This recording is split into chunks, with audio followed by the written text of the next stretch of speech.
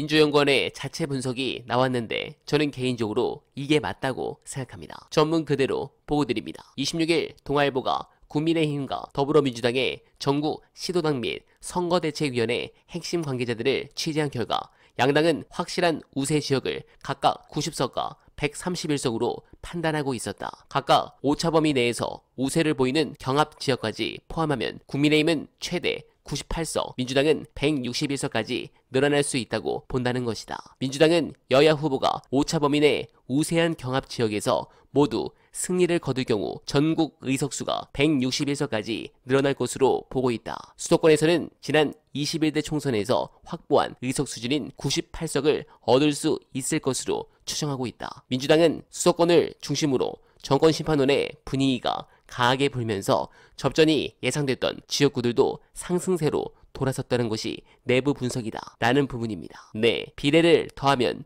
최대 180석 가까운 의석이 나오는데 현재 여론조사기관 대표들도 슬슬 이 정도 차이를 얘기하고 있죠. 그래서 조선일보가 새벽부터 이런 짓을 하고 있습니다. 이거 일단 200석은 막자고 미리 가이드라인을 친 것입니다. 뻔한 상황이지만 저는 이게 그들에게 보수 결집을 불러와 좋은 결과를 나타낸다 아니라고 생각합니다. 200석 어렵습니다. 지난 총선 결과가 지역구의 경우 이렇게 나왔는데 여기서 20석 가까이 얻을 곳이 어디가 있겠습니까? 그런데 여권 내에서도 오늘 계속 100석 드립치면서 어렵다 라는 게 언론 보도를 타면 저는 오히려 우리에게 나쁘지 않다고 봅니다. 밴드웨건 효과를 더 강화시켜 진짜 단독 과반이 아니라 170석 이상 가능할 수 있겠다는 생각도 듭니다. 현재 보수는 결집할 대로 결집을 한 상황입니다. 문제는 스윙보터인 중도층에서 6대3 구도로 1년 넘게 정권 심판이 우세하다 보니까 이런 상황이 일어난 것이죠. 관련해서 이들이 근본적으로 폭망한 이유 영상 보시고 이어가 보겠습니다. 황교안하고 닮아갑니다. 네. 그래서 지난 총선에 폭망한 거거든. 국민의힘이 황교안이 그 짓 해가지고.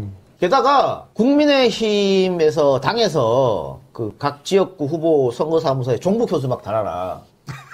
그랬더니 수도권 후보자들이 난 못 단다 했다는 거 아닙니까? 그러니까 한동훈이 구원투수처럼 등장해갖고 내가 달지 말라고 시켰다 이런 건데 이것도 앞뒤가 전혀 안 맞는 거잖아요. 근데 국민의힘이 종북을 언제 꺼내느냐?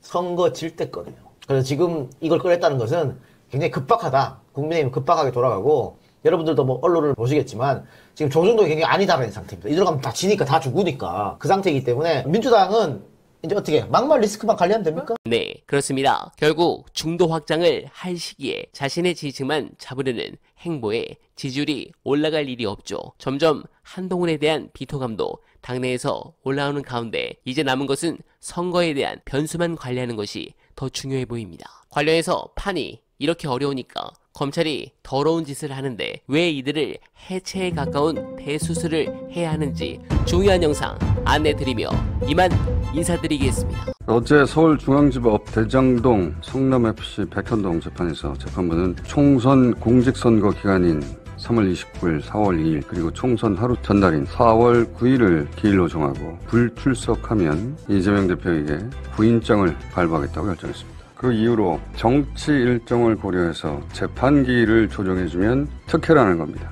선거운동 기간, 그것도 선거 하루 전까지 야당 대표이자 공직 후보자를 굳이 불러내는 게, 그래서 선거 유세를 하지 못하도록 하는 게 그게 아주 특별한 전례 없는 불이익 아닙니까?